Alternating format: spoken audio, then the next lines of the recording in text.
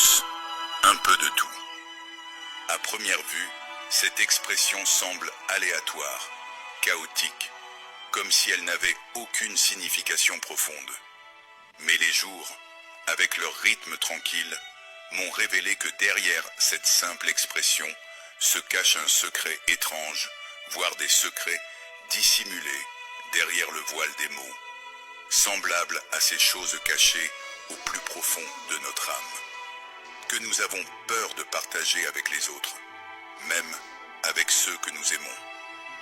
Peut-être que la peur réside dans son essence même, la peur de l'abandon, que le cœur perde son refuge chaleureux dans le cœur des autres. Vous avez peur que votre bien-aimé vous quitte, que votre ami vous abandonne, que les liens que vous avez tissés avec soin se défacent. Cette peur, enfouie dans les recoins de l'âme, nous pousse à nous cacher derrière des masques et à garder nos sentiments pour nous, de peur que les dévoilés ne brisent la fragilité que nous portons en nous. Et sur cette belle page, un peu de tous, je me suis retrouvé face à de nombreuses âmes portant des noms, des pseudonymes et des numéros. La plupart d'entre elles n'étaient pas de véritables amies. Je ne savais rien d'elles et elles ne savaient rien de moi. Mais j'aimais leur présence dans mon quotidien.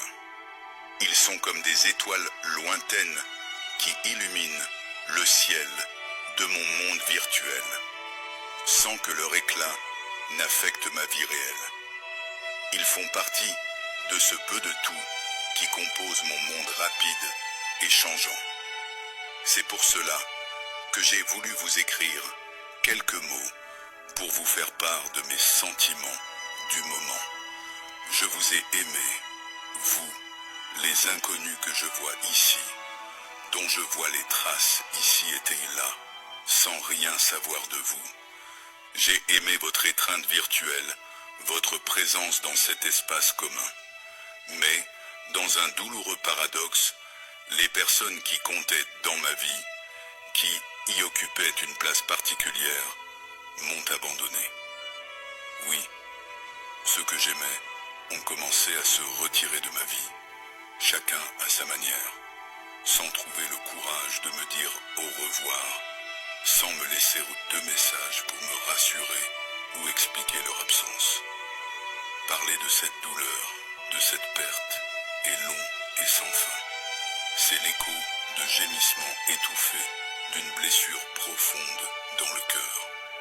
Mais parmi cette foule immense de visages inconnus, je trouve une lueur d'espoir, un océan d'émotions qui continue de se former et trouve le moyen de s'exprimer. Un peu de tous n'était peut-être pas qu'un nom éphémère, mais plutôt un miroir reflétant les complexités de l'âme, les aléas de la vie et la recherche permanente de sens dans un monde qui devient chaque jour plus vaste et plus étrange.